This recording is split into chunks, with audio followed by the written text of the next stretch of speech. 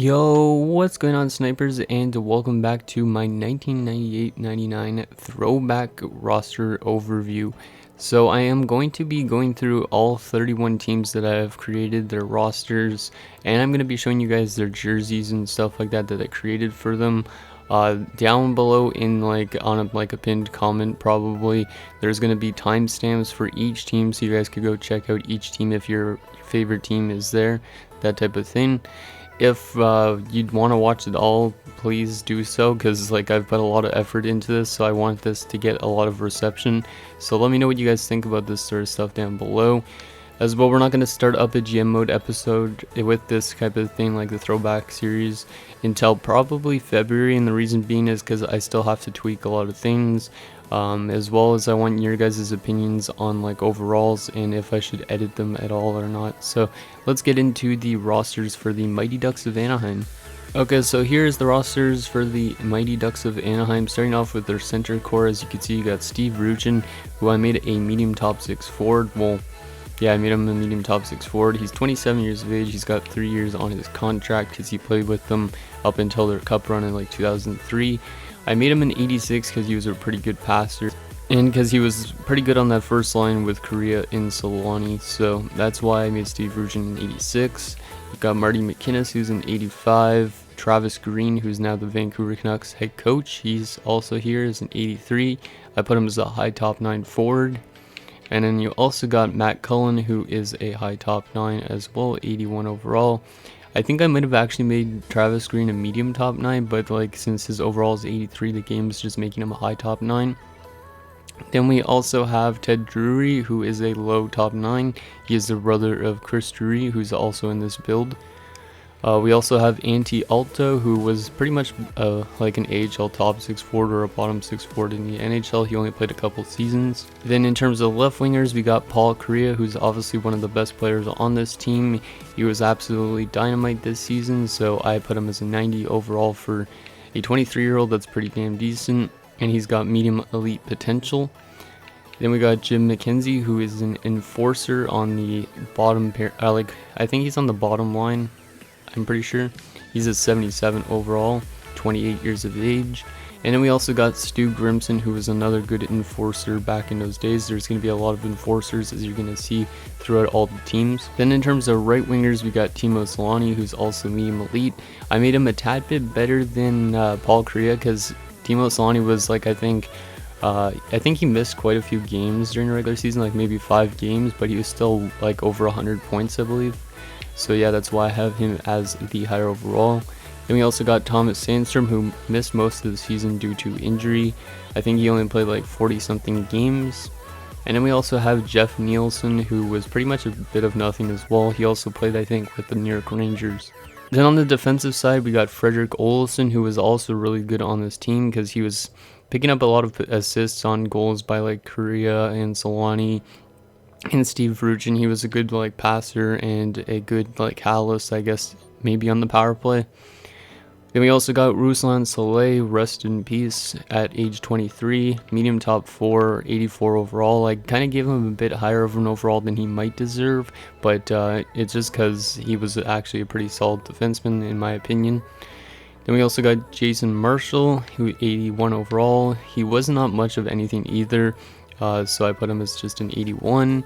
Then we got Kevin Hollider, the same type of idea, Pavel Chernka, and Jamie Pusher. And then in terms of goaltenders, we got Guy Hebert, who I might have made a tad bit too high. I don't know if I did. He was an 87 overall, medium starter. And then his backup is Dominic Roussel, who I put as an 82 overall, medium backup at age 28. Okay, so that is the Mighty Ducks of Anaheim's roster. Now let's get onto the Boston Bruins. Starting off with their center core, we got only 3 centers on this team. So Jason Allison, he was actually really good in some of his years. He was over point per game or 70 something points. Unfortunately, his career ended early. I don't know why. I think it was just because he wasn't up to speed with the game, but he was still really good, only 23 years of age at this point in time. And then we also got medium elite, 85 overall, 19 years old, Joe Thornton, who obviously is going to grow to being a pretty good player in GM mode. I think he'd probably be 90 something by the time he's 23. or 21 or something like that. And then we got Tim Taylor, who is on, like, I think the third or the fourth line. He's more of a defensive forward and a good leader on the team too, because I think he was the Tampa Bay Lightning's captain in 2006-07, if I'm not mistaken. And I think he also won a cup there too. Then in terms of left wingers, we got some pretty good forwards here. We got high top 6 forward Dmitry Kristich. Kristich had like 70-something points this season. He was a pretty good player. Then we got Sergei Samsonov, who's also another young guy, 19 years of age, medium top 6 forward, 85 overall.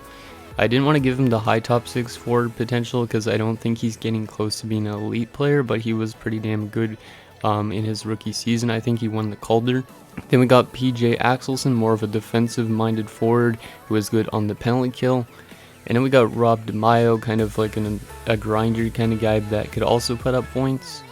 We also got Peter Ferraro, Ken Baumgartner, and Ken Belanger. Then in terms of right wingers, we got Anson Carter, who also was another good young forward for them. As you can see, only 24 years of age, 85 overall. And then we also got Steve Hines, who's an 84 overall, top 9 forward at 29 years of age. Then in terms of defensemen, we got Ray Bourque, who all you guys should know. I put him as a high elite, 88 overall, because he was getting old at that point in time. As you can see, 37 years of age. He only had like 2 seasons left in the NHL at this point in time. We also got Kyle McLaren, who's a pretty good young defenseman, 21 years of age at 84 overall. Darren Van Imp, Hal Gill, who was kind of young at that point in time as well, 23 years old. And then you got Don Sweeney and Dave Ellett. In terms of goaltending, you got Byron Dafoe, who had the most shutouts, I think, out of any goaltender in 1998-99 with like 10 shutouts. So I made him an 87 overall medium starter. And then you got Robbie Tallis as the backup. Then in terms of the Buffalo Sabres, who went to the Stanley Cup Finals in this 1998-99 season, we got Michael Pekka, medium top 6 forward, 86 overall. I also made him a grinder because he took a lot of penalty minutes. Then we got Stu Barnes, who the Buffalo Sabres acquired from Pittsburgh, I believe, for like Matthew Barnaby or something like that. We also got Curtis Brown, Joe Juneau, who came over from Washington, Brian Holzinger, and Wayne Primo, who is the brother of Keith Primo. Then in terms of left wingers, we got Miroslav Shatan, who was always a sniper because he had a lot more goals than assists. We also got Michael Grosek, who I might have made a bit too high, being only 23 years old and 85 overall, but he had a pretty good season, putting up like 50-something points, but that was his best season of his career because it kind of trailed off afterwards. Then we got Jeff Sanderson, who is from the Northwest Territories, so a place that not a lot of players are actually from. He was also a pretty decent piece on this team. Then in terms of right wingers, we got Dixon Ward, who was kind of like a two-way grinder kind of guy. He put up points as well, so decent forward. And then you got Vaclav Verado, who was only 22 years of age at this point in time. And then you got Rob Ray, who's another enforcer. I think he was a bit of a shorter enforcer. He was like 6 feet tall in comparison to a lot of the other ones that were like 6'4", but he was a pretty solid player in terms of build quality. Then defensively, we got Alexei Zhitnik, who was probably their best defenseman on the team, or you could go say Jason Woolley was as well, because Jason Woolley had a lot of assists and whatnot, and he helped out with the Stanley Cup Finals appearance. And then you got James Patrick, you got Richard Smellick, Jay McKee, Rhett Warner, who came over from the Florida Panthers this season, and Daryl Shannon. In terms of goaltending, obviously you got the man Dominik Hasek, medium franchise, 92 overall at 34 years of age. And then his backup is Dwayne Rolson, who is a medium starter at 84. That way he actually could play as a starter, because in real life it took him a while before he became an actual starter in the NHL. Next up onto the Calgary Flames, we got Andrew Castles, who's the father of, I think, former Vancouver Canucks prospect, what's his name, Colt Castles. So there is Andrew Castles. We also got Jeff Shantz, who came over from Chicago, I think. Jason Weimer, who was a grinder / enforcer. He also could put up some points. And you got Steve Dubinsky, who I don't think has any relation to Brandon Dubinsky, but he was another piece I think that came over from the Blackhawks. You got Clark Wilm and Bob Basin, so you got a lot of centers with the Calgary Flames. In terms of left wingers, you got Corey Stillman, who was just getting his career kind of started at this point in time. Eventually, he would go on to win some Stanley Cups in Carolina and Tampa Bay, so pretty decent forward in him. Then you also got Andrei Nazarov, who came over from Tampa Bay, I think, this season, and Rene Corbe, who came over in the Theo Fleury trade that happened this season. In terms of right wingers, you got medium elite, 21 years of age, Jerome McGinley, who's an 86 overall. Hopefully he grows to being an actual really good sniper like he does in real life, or did in real life. And then you got Valery Bure, the brother of Pavel Bure, who kind of had a short career as well. I think he retired by age 29. And then you also have Ed Ward, which is kind of weird. It's like Edward, but Ed Ward, who was more of a grinder, bottom six forward that didn't really produce much either. Then in terms of defense, you got Phil Housley, who was kind of getting close to the end of his career at this point in time. I think he still ended up playing till like 2003. He's now the coach of the Buffalo Sabres. Then you also got Steve Smith, who's most known for scoring on his own goal in the Stanley Cup Finals. I think it was with Edmonton. I don't know if it was the Stanley Cup Finals, but I know it was with Edmonton. And then you got Derek Morris, who is also pretty young and pretty good at this point in time. Todd Simpson, who was the captain of the Flames. And then you got Tommy Alboline and Cale Hulse. In terms of goaltenders, you got Fred Brathwaite, who was kind of young at this point in time, but he wasn't really that good of a goaltender. And then you got Ken Reggett, who was kind of getting closer to the end of his career as well. Now, in terms of the Carolina Hurricanes for centers, we got Ron Francis. Obviously, you guys should know him. He was one of the best playmakers in NHL history, in my opinion at least, and in terms of statistical stuff. So yeah, that's Ron Francis. Then we got Keith Primo, who I said is the brother of Buffalo Sabres forward Wayne Primo. And then we got Kent Manderville, who is kind of more of a bottom six guy as well, not much of a producer either. In terms of left wingers, we got Gary Roberts, who played quite a few seasons with like Toronto, Tampa Bay, I think maybe Florida even. He was all over the place later in his career. You also got Martin Jelna, who went to the Cup Finals on multiple occasions, but only won once in his rookie season, I think it was. You also got Robert Cron and Paul Ranheim.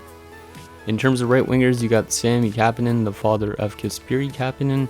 You also got Ray Shepherd, who's kind of an underrated forward because he has a lot of goals and a lot of points for the amount of games he played. And yeah, he was 32 at this point in time. I think he retired the season after this, or maybe this was his last season. Then you also got Andrei Kovalenko, who I think was traded twice this season. I think went from the Flyers to the Oilers, and then the Oilers to the Hurricanes or something like that. And then you also got Jeff O'Neill and Kevin Dineen. In terms of defensemen, you got Glenn Wesley, who was there for quite a few years, and he had a long career at like 20 years, I think. You got Merrick Malik, Paul Coffey, who was near the end of his career as well. And then you got Sean Hill, Nolan Pratt, and Curtis Lazishin. In terms of goaltending, you got Arthur Urbe, who is, he's definitely the best goalie ever from Latvia. And then you got Trevor Kidd as his backup. Now into the Chicago Blackhawks. This best center you have here is Doug Gilmour. He was 35 at this point in time, but I think he still played till 2003-04 with Toronto. I made him an 87 overall. He could be a bit worse than that maybe because of his age, or he could be a bit better.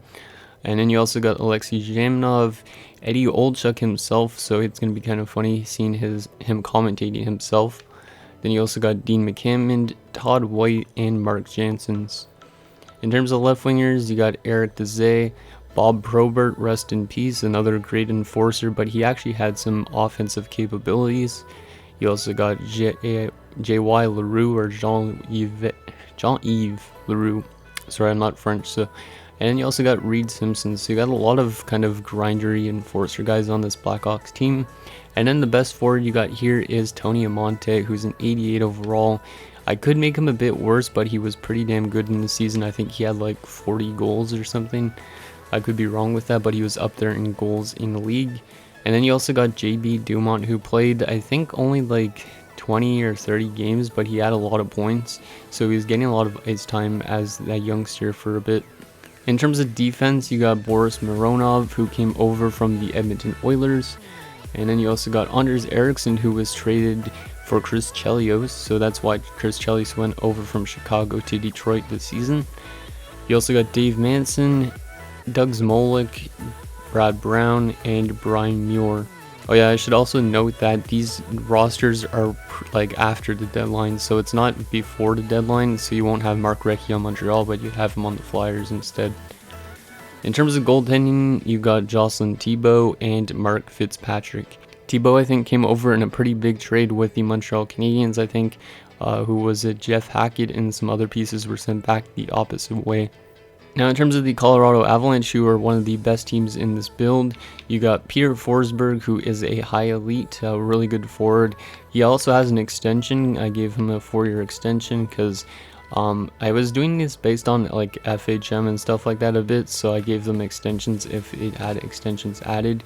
So yeah, there's Peter Forsberg, and then you got Joe Sakic, who I put as a medium franchise. I don't know if I really agree with putting him as a medium franchise because obviously he was a franchise player, but I did put also players like who was it? Well, I don't even know. There were some players that I didn't put as medium franchise that I should have. We also got Chris Drury, who, as I said, was the brother of Ted Drury. We also got Stephen Yell and Dale Hunter, who came over from the Washington Capitals to pretty much wrap up his career. Now, in terms of left wingers, we got Valery Kamensky, who is an also pretty decent forward for the Colorado Avalanche. We also got Sean Poden, who was more of a bottom six kind of defensive player. He also played for the Philadelphia Flyers, I think, in this season. Now, in terms of right wingers, we got Theron Fleury, who, as I said, was traded from the Calgary Flames in exchange for like Rene Corbet. I think there was a couple other pieces like Sammy Helenius and stuff like that, but I could be wrong. So yeah, obviously a really good forward, but really small too, but he took a lot of penalties. You also got Claude Lemieux, Adam Deadmarsh, Milan Hajduk, who was in the youngest part of his career. Like, I think he just started his career. He's only 22. You also got Sean Donovan and Jeff Odgers, who's another enforcer. Then in terms of defensemen, you got Sandis Ozolinsh, Adam Foote, Sylvain Lefebvre, Aaron Miller, John Clem, Alexei Gusarov, and Greg DeVries. In terms of goaltending, you got Patrick Waugh, who is as good as Dominik Hasek is, but just a bit younger. As you can see, 32 years of age, medium franchise, 92 overall. And then we got Craig Billington as the backup, and most notably, he's a stand-up goaltender because apparently he was a stand-up goalie in those days. Now we get into the first team that didn't actually exist back in those days. This is replacing the Columbus Blue Jackets. You have the Czech Republic Czechs. This is made up of players all from the Czech League in 1998-99. Like some of the best players and some of the ones that got actually drafted by NHL teams and played in the NHL for like a short span. So you got Yuri Dopita, who played I think with like Edmonton and Philadelphia. You also got Pavel Patera, who played a couple of games with the Minnesota Wild and the Dallas Stars. And then you got Vladimir Ruzicka, who had a bit of a career, I think, as well. Like, I think he was drafted by Toronto, played a few seasons with like Boston and whatnot. Then in terms of left wingers, you got Jan Hlavich, who was probably one of the best known players on this team. He played with the New York Rangers and whatnot. He was also a pretty good player. You got Miroslav Hlinka, who never played in the NHL and was never drafted by an NHL team because I could not find anybody else. And then you also got Martin Perulik, who was actually drafted by the Columbus Blue Jackets but never played for them. In terms of right wingers, here's the best known one, I think, David Vaborny. One of the best Columbus Blue Jackets players still up to this point in the day. He was a pretty damn good player in Czech Republic, and then he came over at an older age to the Columbus Blue Jackets. He was actually originally drafted by the Edmonton Oilers. And you got Peter Kajanik, who also played in St. Louis. Martin Projaska, who I think played with like the Atlanta Thrashers for a bit. You got Lashko Leak, who was actually drafted in 1999, but I decided to give him to the Czech Republic Czechs instead of putting him in the draft, just because I didn't think I was going to be able to make this much players. We also got Michael Brose, who was drafted by the San Jose Sharks, but I don't think ever played an NHL game. And then we got Yaroslav Bednar, who actually played some games with the Los Angeles Kings. In terms of defensemen, we got Marek Zlichki, who also jumped into the NHL at an older age at like 26, I think. He most notably played for like the Nashville Predators, as well as like the Islanders and the Devils. Then you got Radek Martinek, who played with the Islanders.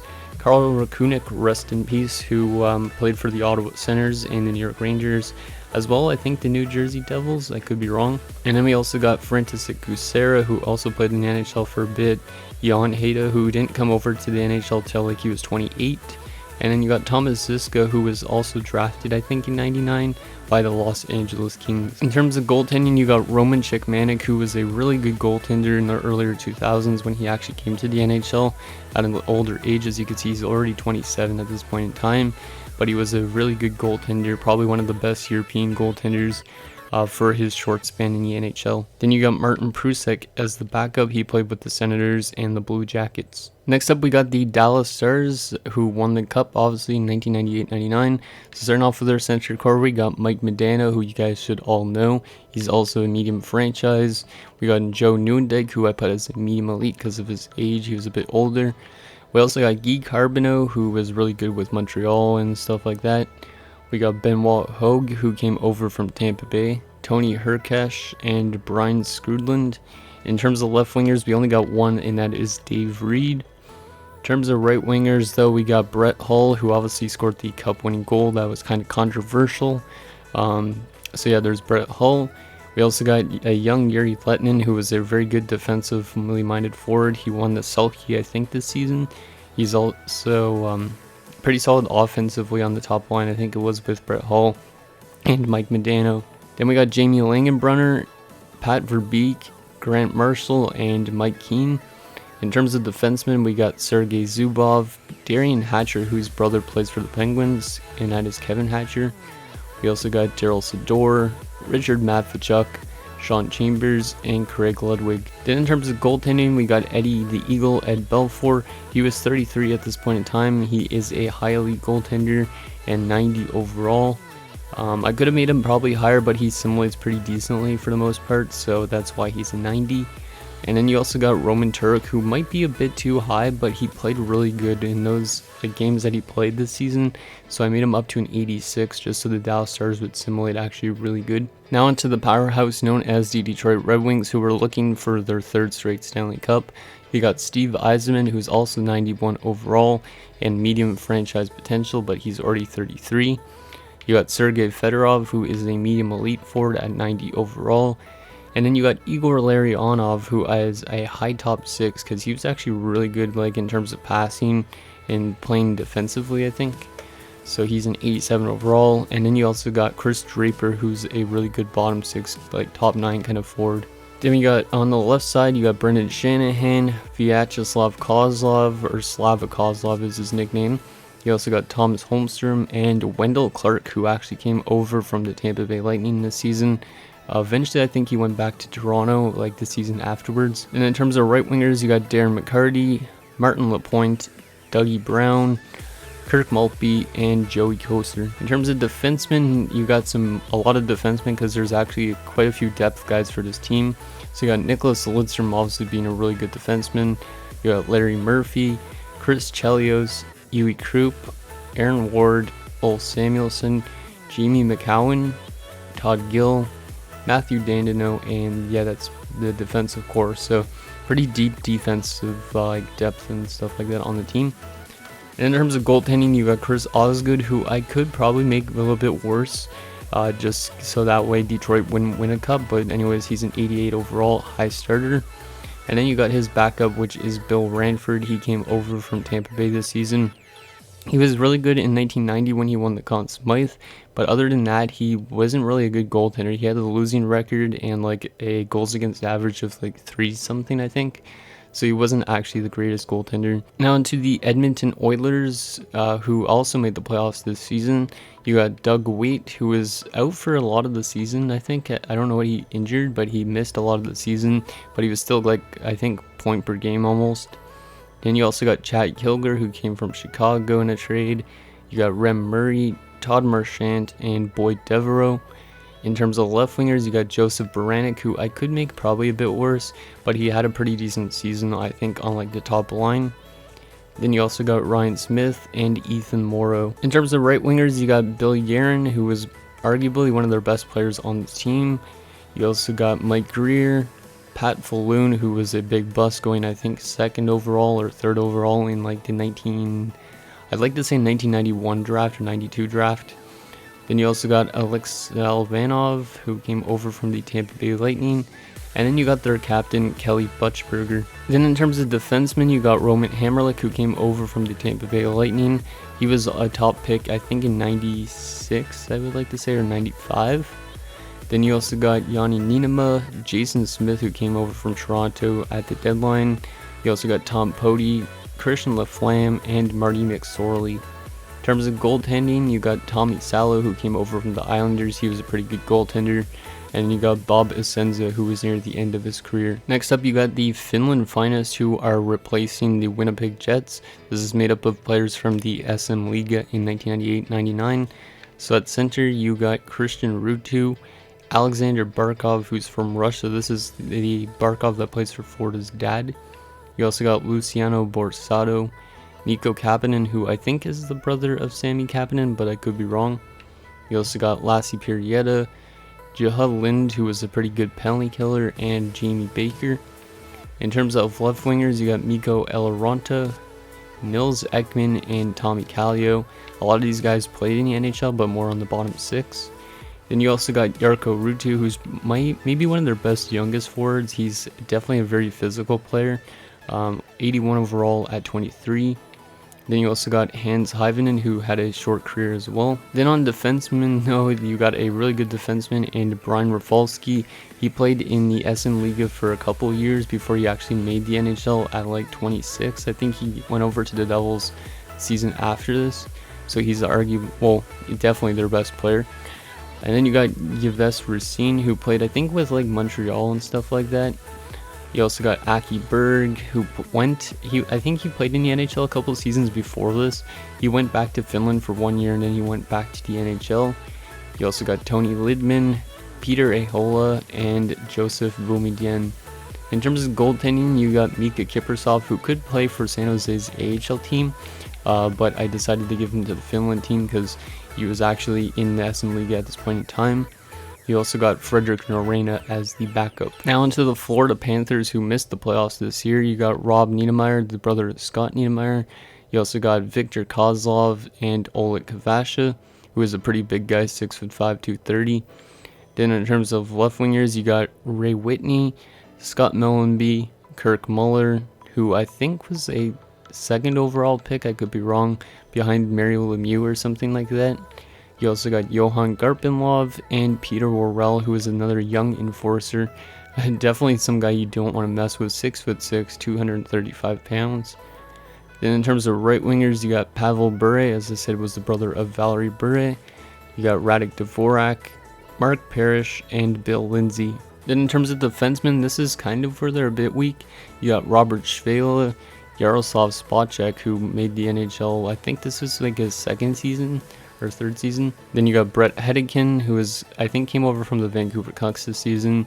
You got Terry Karkner, the cousin of Matt Karkner, who played for the Ottawa Senators. You got Paul Laus, who's an enforcer defenseman because he fought quite a bit. He also played decently in terms of passing the puck, but he wasn't a goal scorer. And then you got Gord Murphy to round out the defensive core. In terms of goaltending, you got Sean Burke and Kirk McLean, who were both stand-up goaltenders, is what I saw at least in some sort of article, that they were both stand-up, so that's why I made them stand-ups. Now on to the Germany Germans. This team is actually replacing the Vegas Golden Knights, I think. Or wait, no, they're replacing the Minnesota Wild. That's who they're replacing, because obviously Minnesota didn't exist in those days. So you got Thomas Steen, the father of Alex Steen. He retired, I think, after this season. He was in the NHL for quite a few years with the Winnipeg Jets. Then you got John Chabot, you got Adam Creighton, and Corey Millen. In terms of left wingers, you got Sylvain Turgeon, the brother of Pierre Turgeon, Sergio Momiso, Jason Miller, who was a 19th overall pick, I think, or he was a pretty high up pick in like the first round by the New Jersey Devils, and he never made the NHL. He was pretty good at the AHL level, but he just didn't produce in the NHL, so he never played really. Then you also got Mark Peterson and Yvonne Corriveau. In terms of right wingers, you got John Druce, Sheldon Kennedy, and Jim Hiller. Now the defensive core is pretty weak here in Germany, so you got Dan Lapierre, Chris Luongo, who's no relation to Roberto Luongo. You got Shane Peacock, who I don't think really played in the NHL either. I think he was drafted but never played. You also got Kari Hakana, who played, I think, in 2004 with Edmonton. And then you got Greg Brown, whose brother I think is Doug Brown of Detroit, and Chris Snell, who I think also never played in the NHL. In terms of goaltending, you got Francois Gravel, who is the father of Alexis Gravel, who plays for the Halifax Mooseheads and Chicago Blackhawks prospect. The reason I put him in is because there was actually no goaltenders in Germany that played in the NHL, except for Gravel, who was never played in the NHL, but he was a draft pick of the Montreal Canadiens, so that's why he's there. And then just to give a bit of a tribute to Robert Mueller, who died of brain cancer when he was only like 26. He is their backup at 18 years of age, and I gave him medium starter so he could actually grow to being a starting goaltender. Now onto the Los Angeles Kings, we got Joseph Stumple, who is a pretty damn good two-way forward, also a really good passer. We also got Ray Ferraro, so another guy that's actually in the commentary booth in this game. We got Olli Jokinen, who is only 19 apparently at this point in time. I think he was like 20, but he must have started the season off at 19 years of age. And then you got Sandy Moger. In terms of left wingers, you got Lucky Luke Robitaille, who was obviously a really good forward, scored like over 600 goals in his career. You got Vladimir Tisplakov, Craig Johnson, and Matt Johnson. No relation between the two of them. Matt Johnson was a really good enforcer, and Craig Johnson was just more of a bottom six kind of guy that played defensively and somewhat offensively. In terms of right wingers, you got Donald Audette, who is the father of Daniel Audette, who I think plays for the Laval Rocket. And then you got Glenn Murray, Russ Courtnall, the brother of Jeff Courtnall, Ian Lapierre, and Pavel Rosa. Then in terms of defensemen, you got Rob Blake, who you guys all should know as well. Really good defenseman in terms of offense and defense. Then you got Gary Galley, who also is a pretty good offensively minded defenseman. He had like 600 points in his career. You got Doug Bodger, who also was the same type of thing like Gary Galley. He put up quite a few assists in his career. Like I think in the earlier stages, like he had like 40 something points some seasons. You also got Sean O'Donnell, Philip Boucher, and Matthias Nordstrom. In terms of goaltending, you got Stefan Fissett and Jamie Storr, who is pretty young still, 22 at this point in time. Next on to the Montreal Canadiens, you got Saku Koivu, who obviously at this point in time still hasn't grown to his potential, but he was a very good player in like 2000 to like 2000, I think like 2010 or 2011 before he left for the Anaheim Mighty Ducks, or Anaheim Ducks I'm going to say, not Anaheim Mighty Ducks. Then you got Sergei Zholtok, who's another one of these guys that tragically died at a young age. I think he committed suicide, if I'm not mistaken, or he died by like some sort of boating accident. There was some guy that died from a boating accident, I remember, in the 2000s as well. But yeah, Sergei Zholtok, rest in peace as well to him. A pretty good Latvian forward. Then you also got Scott Thornton. In terms of left wingers, you got Martin Ruchinski, Shane Corson, Benoit Brunet, Brian Savage, and Patrick Poulin. In terms of right wingers, you got Turner Stevenson, who I think was also a first round pick. You also got Jonas Höglund, Danis Zubers, who was the main piece that came back in the Mark Recchi trade. And then you also got Jason Daw. In terms of defensemen, you got Vladimir Malikov, Eric Weinrich, Patrice Brisebois, Stefan Quintel, Igor Ulanov, and Craig Rivet. In terms of goaltending, you got Jeff Hackett, who, as I said, I think came over from Chicago during the season in return for like Jocelyn Thibault and stuff like that. And then you got Jose Theodore, who was just getting his career underway. He actually had a really bad season, I think going like 2-8 and something. So that's why he's only an 81 overall. Now onto the inaugural Nashville Predators. This was their first season in the NHL. You got Cliff Ronning, who is the father of Ty Ronning, who made it straight out of camp. You also got Greg Johnson, Sebastian Bordelot, and Darren Turcotte. In terms of left wingers, you got Andrew Brunette, Patrick Schellberg, Vili Peltonen, Denny Lambert, and Patrick Cote. On the right side, you got Scott Walker, Sergei Krivokrasov, who in my opinion is kind of underrated because he had like 50 something points this season.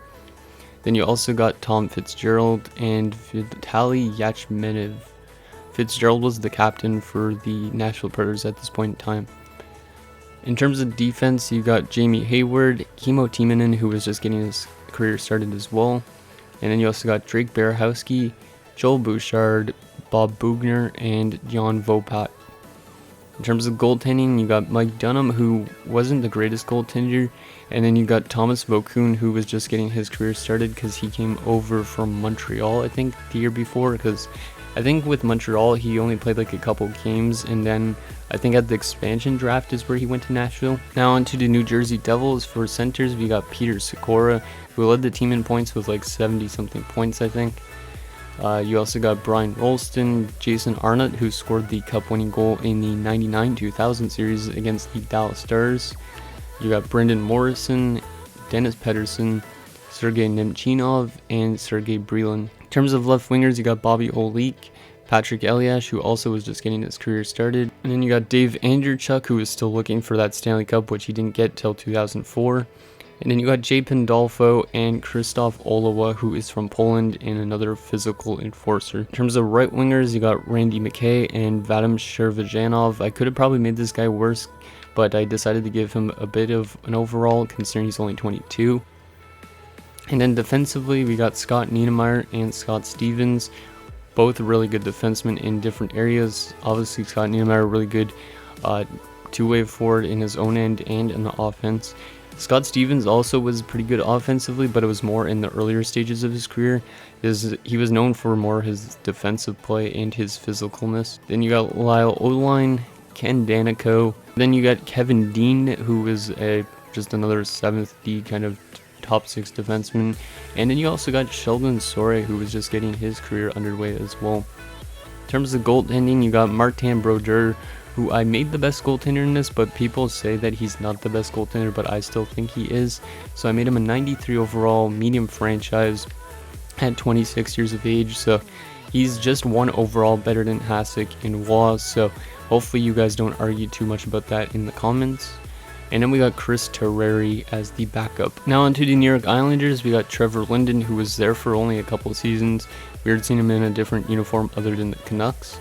We also got Brian Smolinski, Claude Lapointe, Mats Lindgren, who I think came over from the Oilers in the Sammy Salo deal. And then you also got Craig Janney. In terms of left wingers, you got Micah Watt. And in right wingers, you got Ziggy Palffy, who was really good in the season. He played only 50 games, but I think he had 50 points. So if he would have played the full season, he could have probably put up like over 80 points. And then you got Marius Cherkasky, Mark Lawrence, Gino Odjick, Joe Sacco, and Steve Webb. And then defensively, you got Kenny Johnson, or I think it's pronounced Johnson. Then you got Barry Richter, Eric Brewer, who is also really young at this point in time. And then a young Zdeno Chara, who I made a high top 4D, but arguably he could be a medium elite defenseman. I don't know what you guys think about that, but yeah, anyways, he was only 21 at this point in time, 81 overall. And then you got Rich Pilon and David Harlock. In terms of goaltending, you got Wade Flaherty, who's an 82 overall, and Felix Potvin, who also is an 82 overall.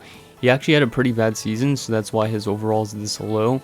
Arguably, by Leaf fans, probably he would be like an 85 at least, but I made him an 82 because the Islanders sucked really badly that year. Now onto the New York Rangers, we got Wayne Gretzky, high franchise, 95 overall in his last season in the NHL. I don't know if he'll retire in like the GM mode stuff, but anyways, this is his last season, 95 overall. So I could have probably made him a 99 in his prime, but obviously during the last year of his career, he wasn't as good, but he still was damn really good for his age. Then you also got Peter Nedved, Mark Savard, who was also really young in this part of his career, and Manny Malhotra, who also was pretty young at this point in time. Then on left wings, you got Adam Graves, Kevin Stevens, Brent Fedek, Esa Tikkanen, and Darren Langdon, who was another enforcer. Then in right wingers, you got John McClain, Todd Harvey, Nicholas Sundstrom, and Mike Knubel, who also I think was kind of in his earlier stages of his career because he came over from Detroit like a couple seasons before this, I think. Defensively, you got Brian Leach, who's their best defenseman at an 88 overall. You also got Matthew Schneider, Jeff Bookeboom, Chris Tamer, Peter Popovich, and Raman Nadir, who is the worst defenseman in this build, or worst player in this build, at a 70 overall and medium AHL top 2. because he never really played that much in the NHL except for the season where he played with Buffalo and the Rangers. And in terms of goaltending, you got Mike Richter and Dan Kluche. Now onto the Ottawa Senators, you got Alexei Yashin, who had a really good season this year, so that's why he's an 89 overall. You also got Andreas Johansson, Vaclav Prospol, Radek Bonk, and Sean Van Allen. Then in terms of left wingers, you got Sean McEachern, Magnus Arvidsson, who was a really good two-way forward. He was over, I think he was like a plus 100 and something in his short career. And you also got a young Marian Hossa and Bill Berg. In terms of right wingers, you got Daniel Alfredson, who actually missed a lot of this season, so that's why he's only an 87. You also got Andreas Dackel and Nelson Emerson. In terms of defensemen, you got Jason York, Wade Redden, Igor Kravchuk, Sami Salo, Yanni Laukinen, Lance Pitlick, and Chris Phillips. The reason Chris Phillips is only an 80, even though he was a top pick in like 96, is because he missed quite a few games this season. I think he only played like 20 something games, so that is the reason why. And then in terms of goaltending, you got Ron Tugnutt, who I could have probably made too high. A lot of people are saying, when I like on some Facebook group that I'm on, are saying that he's a bit high, but I think it's just because of how good of a season he had. Like, he had one really good season and this was the year, so that's why I put him at an 88. Could be my Senators fan bias, but I could put him down to probably like an 86, and then maybe make Rhodes an 84 or something like that, but I just want this simulation to be kind of accurate. Next on to the Philadelphia Flyers, we got Eric Lindros, only 25 at this point in time, but 89 overall. We also got Rod Brindamore, Damon Lankow, and Mark Bureau. In terms of left wingers, we got John LeClaire, who obviously had a really good shot. You also got Valery Zelepukin and Craig Berube, who I think came over from the Caps this season. In terms of right wingers, you got Mark Recchi, who, as I said, came over from Montreal. You also got Keith Jones, who came over from Colorado, Mikhail Renberg, Mikhail Anderson, and Jody Hull. In terms of defensemen, you got Eric Desjardins, who actually had a really good season this year, had like 50 something points, so I put him as an 87 overall. Then you also got Dan McGillis, Steve Duchesne, who I think came over from LA, and then you also got Chris Tyrion, Luke Richardson, and Adam Burt. In terms of goaltending, you got John Van Beesbrook, who I might have made a bit too high as well, because he is kind of old at this point in time. And then you also got Ron Hextall as the backup. Now onto the Phoenix Coyotes, because that's what they're called in these days. You got Jeremy Roenick, obviously you guys should know him. We also got Robert Reichel, a young Daniel Briere, who didn't even go over to the Buffalo Sabres till I think the earlier 2000s. Then you also got Bob Corkum, Juha Jalonen, who is the father of Jesse Jalonen, who is a Montreal Canadiens prospect. And then you also got Mike Stapleton and Mike Sullivan, who I think is the coach still of the Penguins. Then on the left side, you got Keith Tkachuk, obviously the father of Brady and Matthew Tkachuk. You also got Greg Adams. And then on the right side, you got Rick Tocchet, Dallas Drake, a young Shane Doan, who played with the Winnipeg Jets in 96, so this was like his third or fourth season in the NHL. I think it's his third season. Then you also got Jim Cummins. In terms of defensemen, you got Teppo Numminen, Jyrki Lume, Oleg Tverdovsky, Keith Carney, Darren Quint, and JJ Dandino. Or Dano, not Dandino. Dano. In terms of goaltending, you got Nikolai Habibulin, who was also kind of in the earlier stages of his career. He did, I think, sit out the entire season after this because, well, I think he played in the IHL or something, but it's because of a contract dispute, so he never, like, re-signed with Phoenix after the season. And then you also got Mikhail Shintalenkov, who I think also played for the Edmonton Oilers in the season. Now onto the Pittsburgh Penguins, you got Martin Straka, who is pretty young at this point in time, 87 overall. Played great on that top line. Then you also got Jermaine Titov, Robert Lang, Kip Miller, Jan Hrdina, and Tyler Wright, who didn't have any points, I think, in this season, or he had only a few points in almost a full 82-game season. Then in terms of left wingers, you have nobody. Right winger wise, though, you got Jaromir Jagr, who had an insane season this year. 92 overall, medium franchise. That's why he's like the second highest rated forward in this game. Then you also got Alex Kovalev, Alexei Morozov, Matthew Barnaby, Rob Brown, and Dan Kessa, who I think is like the uncle of Milan Lucic, if I'm not mistaken. I remember seeing something about it. So that's Dan Kessa. And then in terms of defensemen, you got Kevin Hatcher, the brother of Darian Hatcher. You also got Brad Wawrinka, Yuri Slegger, Darius Kasparaitis, Bobby Dallas, Ian Moran, and Maxim Galanov. In terms of goaltending, you got Tom Barrasso and Peter Skudra. Now onto the San Jose Sharks, who also made the playoffs, I think just barely this season. You got Vincent Damphousse, who came over from Montreal. You got Patrick Marleau, who is only 19, medium elite, 85 overall, so just pretty much the same thing as Joe Thornton is. You also got Mike Ricci and Ron Sutter, one of the many Sutter players that played in the NHL in the 90s and also in the 2000s. Then on the left side, you got Jeff Friesen, who had a pretty good season this year, and he's actually a decently underrated forward in my opinion, because I think he had like over 300 points in his career, and it was a pretty short career too. Then you also got Marco Sturm, Stefan Matteau, and Dave Lowry. Then in terms of right wingers, you got Joe Murphy, who has a documentary out currently about his life after the NHL, kind of like how he's like on the streets and stuff like that. I might link it down below in the description, but if you haven't seen that, you should go search that up. It's like a TSN documentary. You also got Owen Nolan, Alexander Korolyuk, and Tony Granato, and then you also got another enforcer in Ron Stern. In terms of defensemen, you got Gary Suter, who is, I think, related to Ryan Suter. I don't know if he's his father or his uncle or something like that. I think it's his father. I could be wrong with that though. Then you also got Bill Holder, Marcus Ragnarsson, Jeff Norton, Mike Rathje, Bob Rouse, and Brian Marchment. In terms of goaltending, you got Mike Vernon and Steve Shields. I could probably make Steve Shields a bit better because he was one of the reasons they made the playoffs. So yeah, I might up his overall a bit, not 100% sure if I will. Now onto the St. Louis Blues, we got Pavel Demitra, who was, I think, over a point per game this season, or just under a point per game. Rest in peace to him as well, obviously dying in the Yaroslavl Lokomotiv tragedy that happened like 7 years ago, which is pretty crazy. You also got Pierre Turgeon, the brother of Sylvain Turgeon, Craig Conroy, Mike Eastwood, Pascal Réaume, and Michael Handzus. In terms of left wingers, you got Scott Polarin, Jeff Courtnall, who, as I said, is the brother of, what's the other Courtnall's name now? Well, the other Courtnall that I showed, I can't even think off the top of my head now. Anyways, Tony Twist is the other left winger. In terms of right wingers, we got Scott Young, Jim Campbell, Terry Yake, and Blair Achinyam, who I think also played for Nashville this season.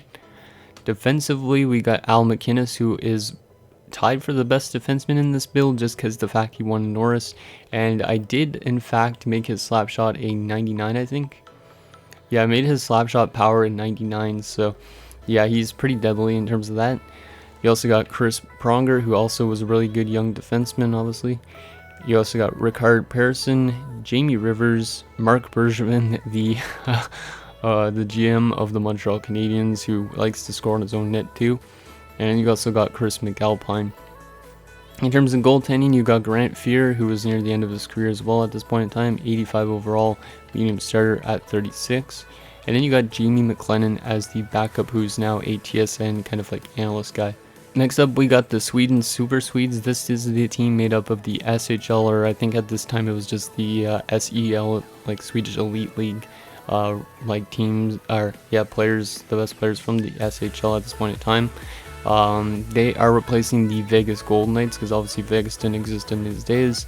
So at first you got Pelle Eklund, who I think was a really good player with the Philadelphia Flyers, if I'm not mistaken. You also got Espen Knutson, who made the NHL with the Anaheim Ducks, I think, or Mighty Ducks, and then also played with Columbus a bit. You got Piers Svartvedt, Tor Vikingstad, who never played in the NHL. You also got Samuel Paulson, Andreas Karlsson, and Michael Holmquist. It's probably pronounced Michael Holmquist. Left wing wise, you got Ulf Dalen, who is the father of what's that dude's name? And Jonathan Dahlin, that plays for Vancouver, or their AHL affiliate. You also got Jimmy Olfstad and Christian Berglund. In terms of right wingers, you got Mikael Samuelsson and Andreas Salomonson. Defensively, you got Francis Cabriolet, who's the only non-Swede, I think, on this team. He was actually drafted at like age 26. You also got Dick Turnstrom, Andreas Lilia, Nicholas Havelid, Henrik Telinder, and Nicholas Wallin. Then in terms of goaltending, you got Johan Hedberg and Johan Holmqvist. So it's not a really good goaltending combo, but they'll get the job done, I guess. Now, in terms of the worst NHL team in this build, is the Tampa Bay Lightning. So yeah, they didn't have a really good season at all. You have Michael Nylander, the father of William Nylander, who is currently kind of a Toronto Maple Leaf, I guess you could say.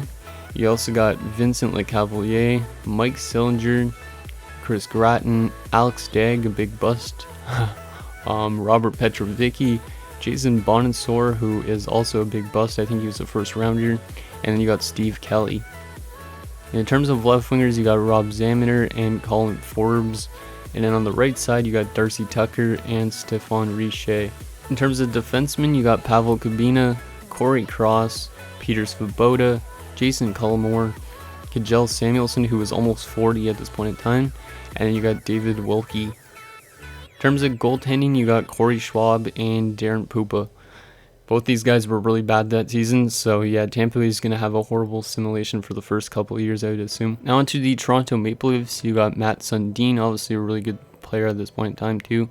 You also got Steve Sullivan and Yannick Perreault. In terms of left wingers, you got Steve Thomas, who I think had like 36 goals this year or something like that. That's why he's an 86. You also got Derek King, Frederick Modine, Gary Volk, Todd Warner, and Chris Keane. In terms of right wingers, you got Sergei Berezin, Igor Korolev, Mike Johnson, and Ty Domi, obviously the father of Max Domi. In terms of defensemen, you got Alexander Karpovtsev, who I think also was part of that Yaroslavl Lokomotiv tragedy. If he's not, then I'm going to look like an idiot, but rest in peace if you are dead, Karpovtsev.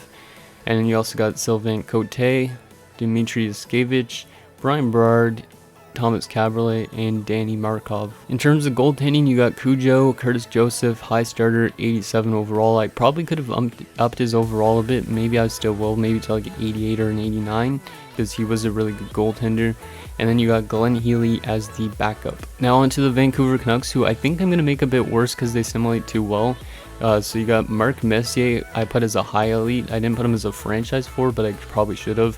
But it could have been because of his age. He's already 38 at this point in time, but he did play till like, I think he was like 43 or 42. He's an 87 overall as well. And you also got Dave Scatchard, Todd Bertuzzi, Peter Zezel, Harry York, and Darby Hendrickson. In terms of left wingers, you got Donald Brashear and Brad May, so two physical guys. In terms of right wingers, you got a young Marcus Naslund, Alexander McGillney, Bill McCult, and Trent Klatt. And on defense, you got Matthias Oland, who is also really young in his career. I could make him probably a bit worse because I want the Canucks to simulate bad like they actually did so they could get one of the Sedins that I made. Then also on defense, you got Adrian Aucoin, Ed Jovanovski, who was the big piece that came back to the Vancouver Canucks in the Pavel Bure trade. You also got Brian McCabe, Steve Stais, Murray Baron, and you also got Jason Strudwick, who I think has some relation to the Niedermeyer brothers. I could be wrong with that as well. And then in goal, you got Garth Snow, who was the Islanders GM, I think, for a couple years. And you also got Corey Hirsch. In the final team roster, we got the Washington Capitals, starting off with Adam Oates, one of the best passers in NHL history. You also got Andrei Nikolation, Jan Bulis, Michael Pavanka, and Mike Eagles. In terms of left wingers, you got Steve Konowalchuk, Brian Bellows, who is the father of Kiefer Bellows. You also got James Black, Chris Simon, who I hate a lot. And you also got Kelly Miller, who is one of the two brothers of Kip Miller. And then right wing wise, you got Peter Bonder, a really good sniper. And then you also got Richard Zednik. In terms of defense, you got Sergei Gonchar, who is still pretty young as well at this point in time. I gave him an extension for 4 years as well because after this he left for the Boston Bruins, I think, for a year or something. Then you also got Kalle Johansson, Dmitry Mironov, who's the brother of Boris, I think. You also got Ken Klee, and then you got Joe Ricci, who is another good defenseman. You also got Mark Tenorti, who is the father of Jared Tenorti, and Brendan Witt. And in terms of goaltending, you got Olaf Kolzig and Rick Tabaracci. So that is the rosters, all the players that I made, except for the ones that are in the draft class, who was like Sedins, Zetterberg, Jackman, like Bear Jackman, Craig Anderson, and I think Ryan Miller were the ones I put in the draft class so far. But that is the rosters. Now let's move on over to the jerseys for each team. Okay guys, so here is the jerseys for the Mighty Ducks of Anaheim. As you can see, it looks pretty nice. It looks almost like their one back in the days, except for the logo isn't the same. I did use the new Reebok, or no, not Reebok, Adidas jersey that they have, but I added the purple instead. And then here is their home jerseys. They didn't have an alternate in those days. Well, they did have some jerseys that were alternates, but I couldn't make both of them, so I didn't make one for them. Next up, here's the jerseys for the Boston Bruins. These ones look a lot more like their current ones, or their ones from like 2011, but I couldn't really remake the ones that they used to have. So you got this, and then you got this. But then their alternate one is pretty cool. As you can see, it's trying to replicate the one with the bear on it. It doesn't look 100% accurate, but it looks pretty cool still. Not really a fan of the yellow, to be honest, but it still looks pretty nice. Next up, we got the Buffalo Sabres jerseys. As you can see, this looks pretty close to what they had back in those days with the, I think it's called a Buffalo Slug or something like that. So here you go, that looks pretty nice. And then here is the away jersey. As you can see, it looks pretty nice as well. I don't think they had an alternate. Yeah, they didn't have their red alternate till like the earlier 2000s, so that is Buffalo. Next up, we have the Calgary Flames, and this is definitely my favorite jerseys in this build. As you can see, it looks like they're one that they used to have back in those days. Really love the colors and stuff like that on this. It just looks really nice, like all together. And then their away one looks even better with this nice white top and then the red rest of it. Looks really cool. And then their alternate, I was trying to replicate the one with the fiery horse. Looks pretty close to what it was, but not 100% obviously with that logo. I think I used like the Missouri Mavericks logo or something like that. So yeah, that's Calgary. So next up, we got the Carolina Hurricanes, and I used also one of the jerseys from the new update.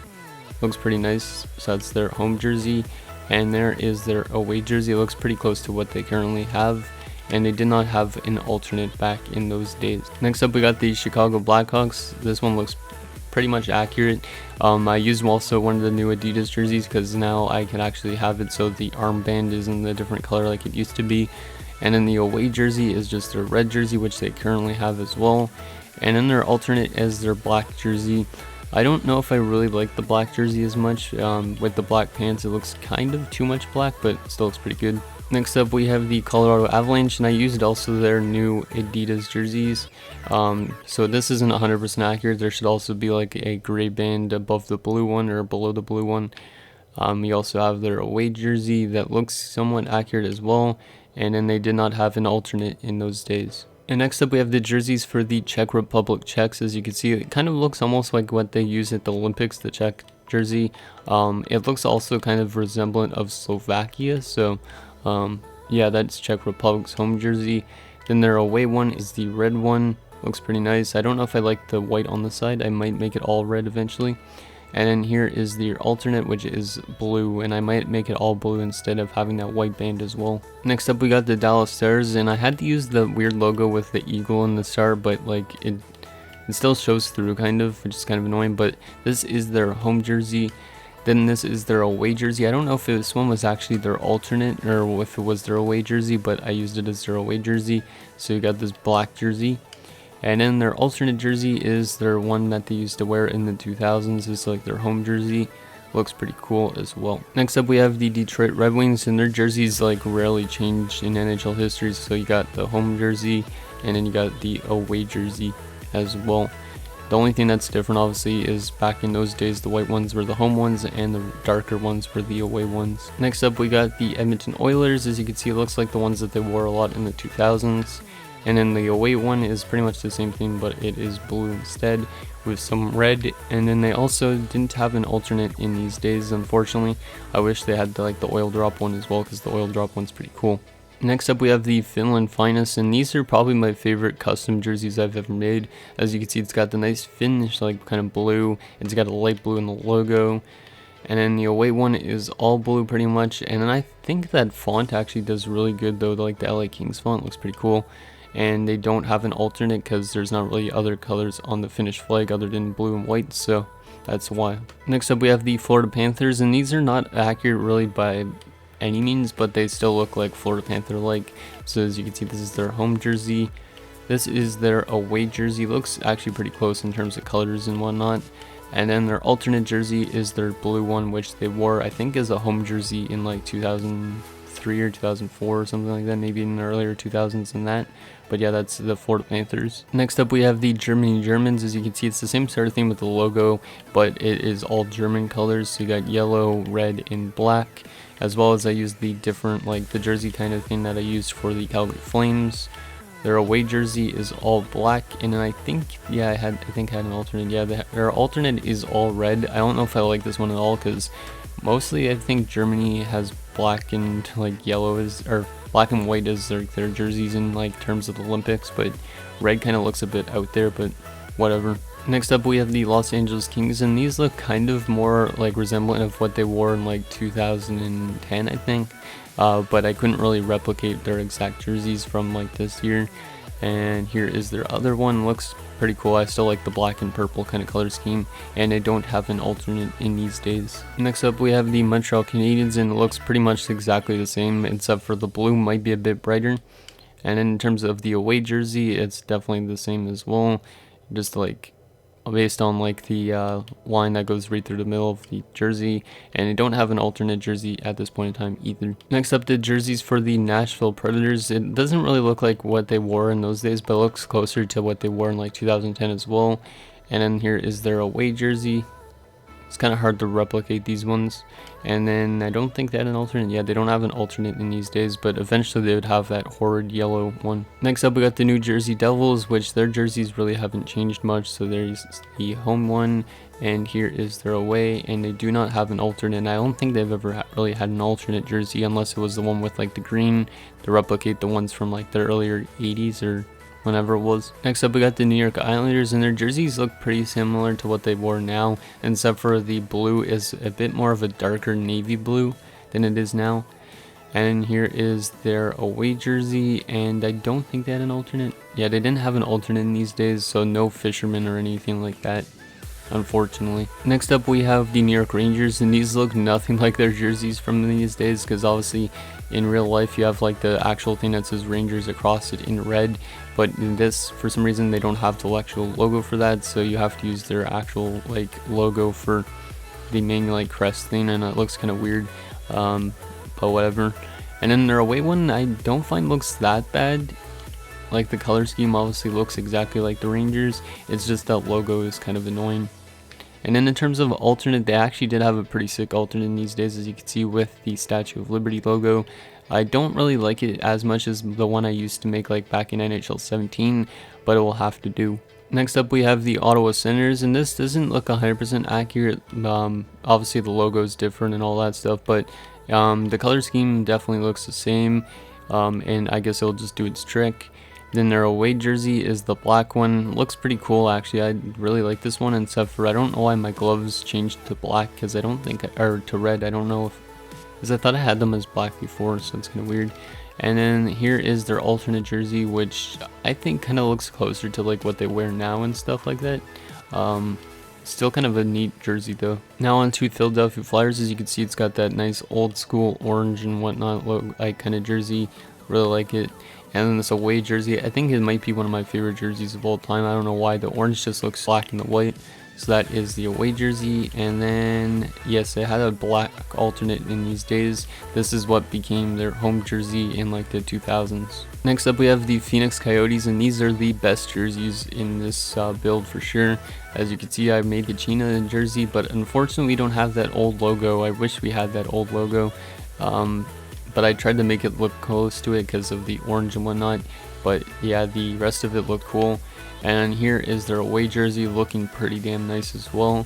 And then I don't think they had an alternate. Oh no, they did have an alternate. This weird ass jersey. The alternate I don't know if I really like, because who uses orange, purple, black, and green on a jersey? It's kind of a weird concept, but yeah, it might grow on me eventually. Next up we have the Pittsburgh Penguins, and these don't really look like their jerseys from those days, but it's close as I could get. Looks more like their earlier ones. And then their away jersey, I did give it the gray look to it, so I think this one looks kind of close. Not 100% accurate though, and they didn't have an alternate in these days. Next up is the San Jose Sharks, and these ones don't really look at accurate, but the colors obviously do, and the logo is a bit different. But this is their home jersey, and then this is their away jersey. I still really like how it almost feels like the jersey that they used to wear. And then they didn't have an alternate in these days, but eventually they would have a black one. Next up is the St. Louis Blues, and I know these ones don't really look that accurate either. Still feels a bit more old school St. Louis blue, but still looks pretty cool. Then there is their away jersey. I don't know if the two blues kind of look that good together, but whatever.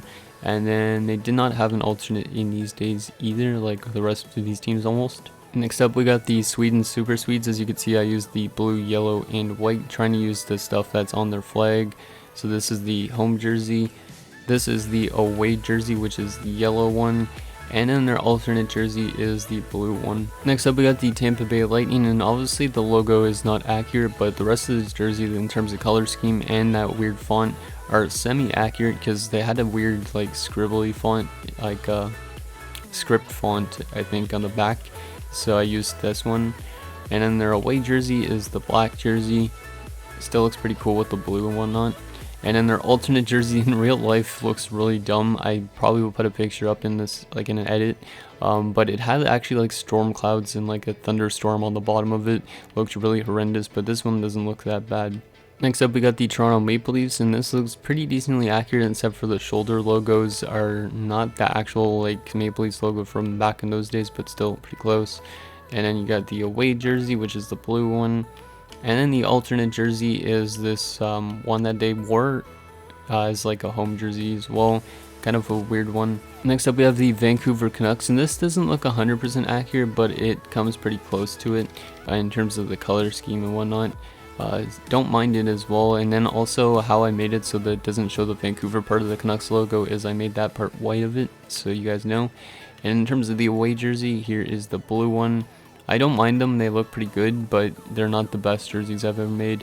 And then they did not have an alternate in these days, but obviously like a bit before this they had those weird black jerseys with yellow and whatnot, and then eventually they had an alternate in like the earlier 2000s. And now finally, to wrap up these jerseys, we got the Washington Capitals with their blue bottom part. I don't know if that blue is a little too like dark, but I might brighten it up a bit. Then here is their away one. And then their alternate one is the black one that they used to wear as like a home jersey. So guys, that is going to do it for this video of my 1998-99 rosters and jerseys. So if you guys have any like feedback for like potential overall changes I should make, let me know down below in the comments so I can make those changes and stuff like that, because I still probably won't start up a GM mode series till like February. Also, if you watched throughout this entire video, or if you're just like listening to this last part of it, please share this video anywhere you can. I want this video to get a lot of like noticed by a lot of people if I can. Like share it on like your Twitter account, retweet my tweet with it, that type of thing. Or you could also even like post it on like a subreddit of like NHL or something like that, because I would like EA to even notice this if possible, because this took a lot of work and it would just mean so much to get a lot of reception for something that I put like probably a lot of hours into, like maybe 50 hours.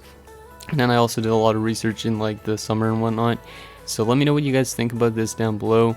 And otherwise, I will see you guys with some GM mode probably on Tuesday. So thank you guys so much for watching, and I'll see you guys next time.